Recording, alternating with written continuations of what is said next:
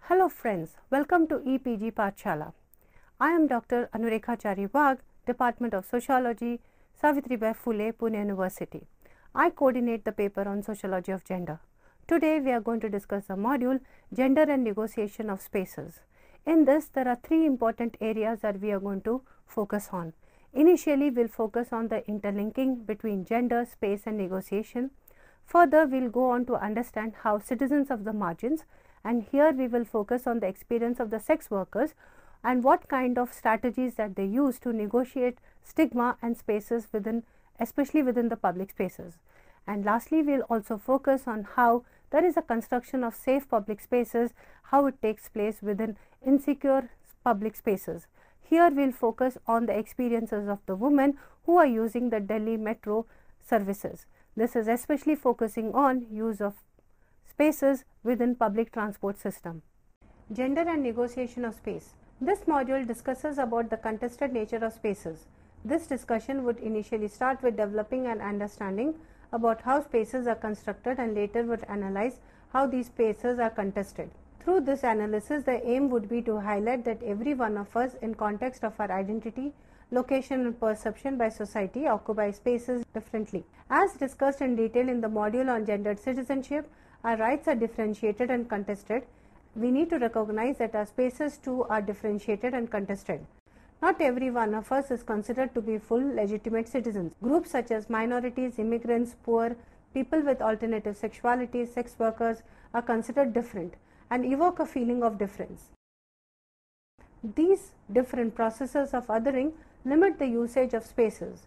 These groups in their everyday lives have to deal with stigma, violence and harassment, oppression to use the spaces and experience their rights. In this module, based on the analysis of two different groups who have to deal every day with the public spaces, either location of work or as general usage of space, we would examine the negotiation and strategies developed by them. We would initially focus on how the sex workers who are considered as marginal citizens deal with everyday violence, stigma and humiliation in the public spaces, and then we would analyze how women deal with public transport system in their everyday life. The objective in this module is to focus on how these groups negotiate the constructed spaces and how the spaces are not only gendered but also organized around structures of caste, ethnicity, class, normative sexuality and morality. Certain groups of citizens are pushed to the margins because they are made to feel that these spaces do not belong to them and they do not have any right to the space, especially socially, culturally and in some cases morally. Though they may have political rights, the social, cultural and moral conventions do not allow them the rights to make use of these spaces freely. The women and other marginal groups face issues of exclusion and violence on everyday basis as they negotiate spaces in both public and private. In this module, the focus is on negotiation in public spaces. In this module, we shall focus on different ways women negotiate the spaces in public. This module is developed in three sections. The first section, titled Gender, Space and Negotiation, where the discussion is based on interlinking gender, space and negotiation conceptually. This is followed by the next section, titled Negotiation of Spaces, Sex Workers as Citizens of the Margins. We would discuss the various strategies used by sex workers and examine how they negotiate with the spaces and how in turn the spaces push them to the margins. In the section 3 titled Security, Spaces and Segregation, we shall evaluate how safe public spaces are constructed for women in order to provide them secure spaces within the larger insecure public spaces. In doing so, we shall focus on Delhi, metro, rail, special women's coach and platforms and link it with the larger questions of accessibility, public transport and security in public places. This is followed by the conclusion. Section 1. Gender, Space and Negotiation. Niranjana, drawing up on the work of Massey, argues that space is fundamentally a social construct. It is made by social relations and practices, and the spatial organization of society makes a difference to how spatial construction of social works. Thus, the relations between temporal and spatial perspective should be studied, and the socio-spatial context enables a perspective on gender and other social relations as constructed and negotiated spatially and as embedded in the spatial organization of places. This negotiation of spatial organization raises not only issues of identity and belonging, but also as to who are pushed to negotiate. Is the process of negotiation similar for all, or some groups are pushed to negotiate more even for the basic rights within these spaces? As Thapan and Raul argue, one needs to refer to the complex nature of belonging to a space and culture in contemporary times. There are dilemmas related to acceptance and exclusion experienced by individuals and groups in their everyday lives. They argue that we should recognize that the state, which accords citizenship by birth or naturalization, is not experienced by migrant marginal inhabitants as impersonal and impartial. State has a recognizable presence in the lives of those who would be citizens or in some case would rather have their own state. The spaces they inhabit belong to a multitude of governing regimes, whether political, religious or social. Thapan and Raul further state that emotions also define our relationships with spaces and places. They are pushing the argument that as citizens, our connection with the state is not only organized around the larger framework of legality, politics and conventions, but also emotionally. There are groups who automatically belong in a national space, and it is generally the majority and the most often the male of the majority who are assumed to be authentic citizens and the legitimate occupants. There are groups whose citizenship is in question, especially the minorities and immigrants, where the marginalization provokes personal and collective emotional and physical effects, as well as legal, political, and in some cases violent confrontations. Marginality may be experienced through differences based on gender, race, age, ability, and social and economic status, as well as religious and linguistic affiliations. We need to recognize that there are diverse ways in which process of othering takes place. Marginalized deployed embodied and effective means to contest official boundaries and discourses, especially through space and time. The body can be effectively controlled by the state as it literally excludes or restrains perceived and may perceive themselves abject, rejected or denied value. Women in India and elsewhere clearly remain embedded in a dominant narrative of victimhood and dependence vis-a-vis the state and have yet to acquire full citizenship with equal voice, space and representation. Women thus often have been co-opted by the state to perpetuate their own oppression, marginalization and exclusion. People in their everyday life have to negotiate consciously or not with the state control of their physical presence in contested spaces and cultural self-presentation. As Niranjana argues that a spatial perspective should analyze how gendered bodies are produced with speciality and how such embodied persons negotiate their very social spaces. Further, with regard to women, it is their bodily practices that are framed within certain cultural ideas of space. There is a need to focus on space and its relation to body. It is because body is a central material for the discourses on gender and sexuality, and the question as to how bodies, especially female bodies and bodies at the margins of normative sexualities negotiate space and how such spaces are defined and how these spaces figure in daily lives of women need to be analyzed.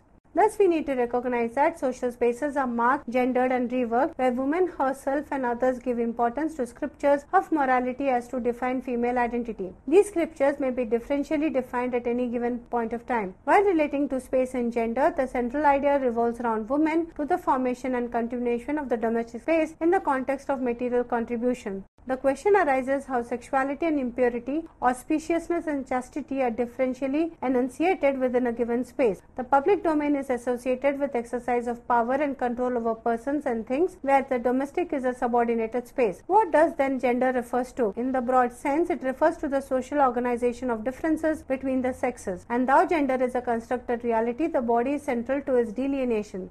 The question is how one shall start speaking of such a lived materiality of the body is in question. Also, the idea extends to how body as given or as somehow constructed. It is argued that the grounding of women and the men for that matter as a biological category tends to essentialize gender traits and unrecognize the differences among women themselves depending upon class, caste or kinship positions. To make sense of one's own body with the spaces and to negotiate with the preconceptions and essentialization is challenging. Section 2. Negotiation of spaces, sex workers as citizens of the margins.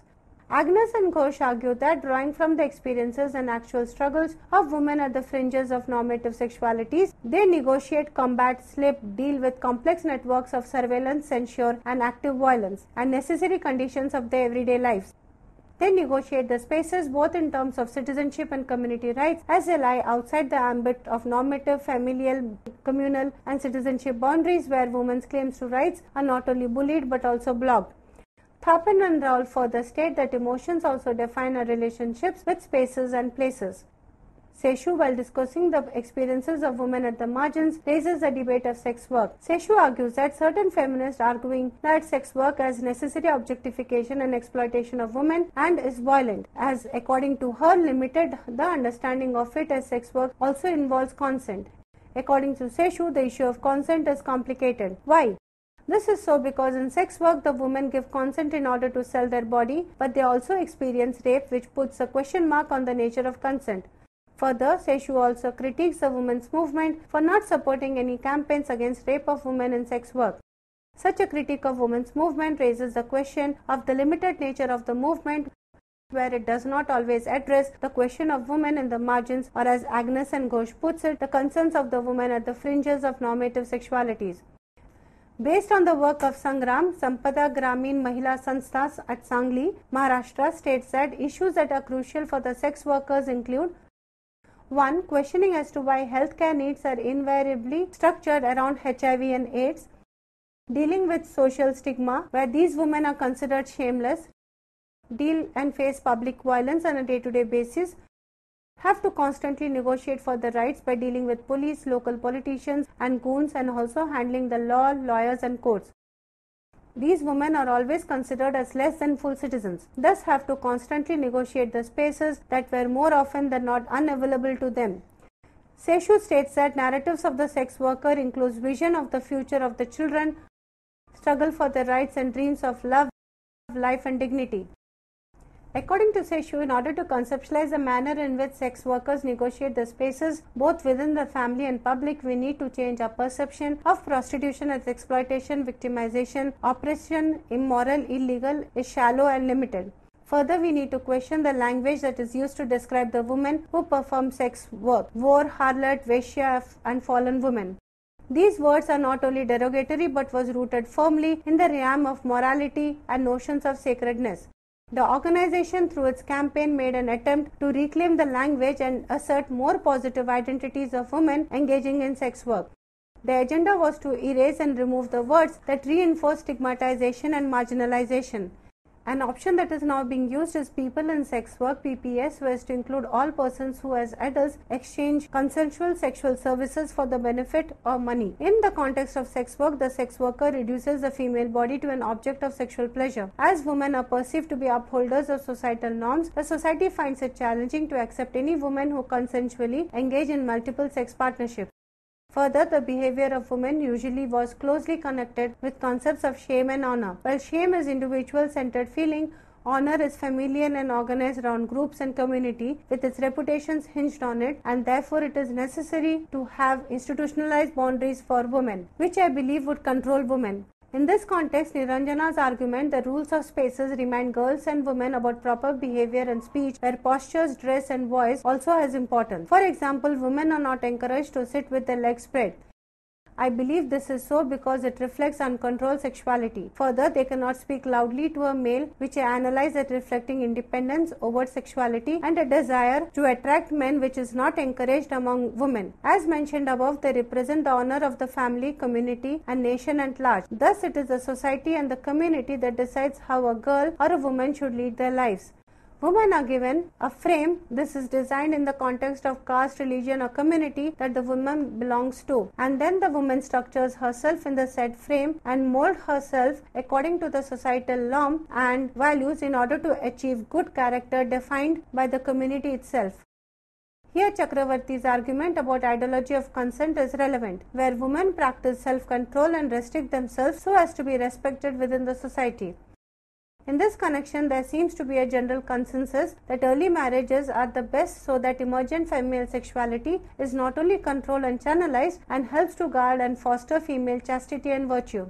Delay to send off a grown-up girl to other home is considered damaging to the family's reputations as it increases the chance of her becoming independent and take control of her life. In such a social cultural milieu, sex worker represents a body that challenges the moral frame of reference institutionalized by the community. Within such a moral frame of reference, sex worker is organized within a strict patriarchal framework, thereby labeling her as immoral. It follows that these patriarchal norms and value structures seek to render female sexuality as invisible, and therefore women who are confident and project an independent identity in terms of their sexual desire, such as sex work, are labeled as whore, immoral, decadent, debauched. Premarital sexuality is a taboo and procreation is culturally spaced, and a good woman is one who prefers to stay at home only and shall not cross the boundary. Sex workers who challenge moral boundaries, are out of the familial structures, and are confident of their sexuality pose a moral aberration to the society. In context of the community, female sexuality then gains legitimacy only in the context of marriage and childbearing, and therefore divorced, unmarried, widows, deserted single women are perceived negatively as they represent not only independence but also are potential candidates for uncontrolled sexuality. The community and the society has institutionalized legitimate sexuality, where sexual desires are to be expressed only within the institution of marriage and in the context of procreation. Therefore, sex workers who through consent engage in sexual activity are located on the margins of the institution of marriage, challenge the patriarchal constructs of a good woman. Therefore, such a framework pushes a sex worker to the margins, where they have to negotiate socio-cultural spaces organized around norms of morality, stigma, shame, honor, and patriarchal values. The sex work is considered problematic and unnatural, as it not only projects independent sexuality of women, which challenges the bourgeois notion of controlled sexuality, but that women willingly offer her body as a service for monetary gain shows women are judged by the society to be debased. What is interesting to note is that men operate under different values and normative structures. As Seshu argues, what is problematic is that the same society, while rejecting sexual independence among women, accepts and endorses multiple sexual partnerships among male. Such double standards are structured within frames of patriarchy that renders sex work as a moral issue, where women are framed within the binaries of good and bad women. The sex workers organized around Vaishya Anyay Mukti Parishad (VAM) Sangli challenges this moralistic position of the community. They state that they have to negotiate and deal with public perception of them as debased individuals on everyday basis, and thus demand that there should be 1. Recognition of sex work as work, thereby making it decriminalized.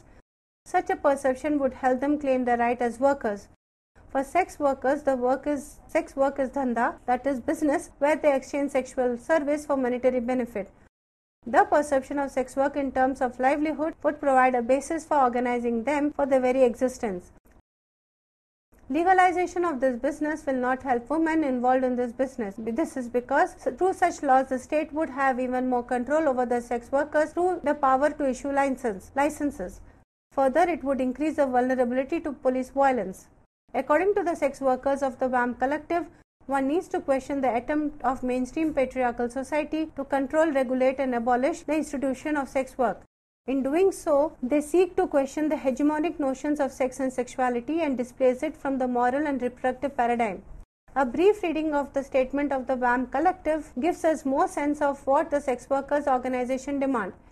According to VAM statement, we believe that a woman's sexuality is an integral part of her as a woman, as varied as her mothering, domestic, and other such skills. We do not believe that sex has a sacred place, and who would have sex for reasons other than its reproductive importance are violating the space, or that if they choose to make money from the transaction, they are immoral or debauched. The above analysis clearly states that the people who challenge the normative notions of sexuality, such as sexual minorities, sex workers, HIV-positive people, especially AIDS-affected women and children, are being pushed to the margins by a society that has questioned and negated their very presence. The lives of these people living in the margins also involve living and dealing with poor health, financial exploitation, physical and sexual abuse. But as Seshu states that these abuses are not particular to sex workers, but it is a result of the stigmatization and marginalization of sex workers in Indian society. The sex workers experience the institution of prostitution in complex ways, negotiating spaces and struggles for survival. Section 3. Security spaces and segregation. In the discussion on gender and negotiation of public space, an interesting study is that of Shelley, where she locates gender in public transport through an ethnographic study of the Delhi metro services. The discussion of women's safety in public spaces and the challenge that women face in accessing public transport services has been long drawn out. Studies have clearly shown that insecurity in accessing public transport is one of the major challenges that women face. Such insecurity hampers women's access to public spaces, and they have to constantly negotiate such insecurity. In this context, the question of to what extent does having a special ladies coach in Delhi metro service provide space to women passengers is an interesting question. Shelley states that while making the policy, the concentration was on how to make transportation infrastructure cost effective. She cites the work of Fernando and Potter, who studied the transport with gender perspective and argued that gender was not fully debated in the discourses in the context of transport, and particularly public transport. Further, even with debates on gender and development, issues of mobility and access were missing. Such an absence was problematic, as Iga argues that as culture and transport are closely related with each other, it is futile to separate the two while initiating a debate on the accessibility to transport. It has been observed that while cultural constructed values regarding the superiority comes with freedom of men and inferiority comes with restrictions of women can be seen while traveling. One also needs to recognize that rural and urban women have different transport experiences. When it comes to travel to city, women find it difficult to travel freely to a new area or if alone, as the spatial range was limited, and thus one needs to look at such gender inequalities. Drawing from the works of Jagori, an NGO in Delhi working on issues of gender and violence, Shelley mentions that before train services, women travelled via DTC, that is Delhi Transport Corporation buses or Blue Line buses. These journeys were filled with challenges as they were harassed mostly sexually by men, either verbally, silently through the stare, or physically by brushing or inappropriately touching them. Buses generally were not safe for them and raising questions on gender and harassment. An attempt was made by the NGO to conduct training to conductors, bus drivers to fight against violence, but still the question of accessibility to public transport remained a major question for women. In such a context of insecurity, the Delhi Metro, which was inaugurated on December 24, 2002, becomes crucial. Where were then the various ways through which a semblance of security was initiated for women? Shelley argues that in the metro services, special sections of the platform was marked where women coach stopped. This women-only section of the platform became a secure place for women as compared to buses where such separation was not there. Further, the women's coach also became a space for organizing awareness of health issues, particularly reproductive, through advertisements. What was crucial was that women could now get liberation from dependency on the other male by being able to travel on their own safely to city using Delhi Metro. Additionally, the situation was improved by hiring women staff in the metro transportation, such as drivers, security guards, and so on. This reinforces one of the claims of gender and space discourse, that people and social identities are determined by the spatial or physical environment. Drawing on Bourdieu's concept of habitus, Shelley argues that one needs to be aware of how a spatial classification is fundamental to one's social and cognitive map, providing individuals with a set of parameters within which to deal with everyday lives and situations. Thus, in a Delhi Metro, special women's coach that prohibits entry of men allows women the freedom to wear clothes, accessories of their choice. Feminist scholars and geographers have stated that power dynamics give importance to two things: access to and control over space. As coach is a majority of women, they get power with the capacity to protest vocally. Further, the train is a controlled space and therefore gives more security than the bus, as offender cannot run out. As women have separate platform to stand and a separate coach for themselves, they do not have to worry about how to deal with the crowd. Because of this, it is not necessary for a woman to be constantly worried about security. Thus, one could observe a visible transformation in their conduct, decorum, even in the physical looks, including the attire, to fit their own notion of expressivity in their new place. And also cultural values that structure the gathering of women are not applicable here, and they talk, laugh, sit, express themselves without any inhibition as they engage with each other in public spaces. The above discussion reveals that one way in which state deals with women's access to safe places is by segregating them. The convention that gets institutionalized is that if a woman have to feel safe and secure, then they require special women's spaces. As a result, it is accepted that feelings of insecurity and experiences of harassment is a natural aspect of public spaces, which is not segregated. Though having spaces in the public transport system is a welcome intervention, it does not address a larger question of security of women in public spaces in general. Women still have to negotiate the spaces with great deal of ingenuity and struggle. Friends, in conclusion to this model on gender and negotiation of spaces, we have seen how access and use of spaces is a contested area. Further, we need to understand, and we have also observed in the module, how experience of the space is constructed around identities, and these identities could be in terms of our bodies, it could be in terms of our clothes, it could be in terms of our language, accessories, it could be in terms of understanding in terms of religion, region. What is very important is that through this organization of these identities, we also have something like creation of the othering process, and this process of othering could be based in terms of a caste, class, ethnicity, gender, and also normative sexuality, and also the concept of ableism. So what is very important for us is to understand that our understanding of spaces needs to be understood mostly in terms of contestation and negotiation. Thank you.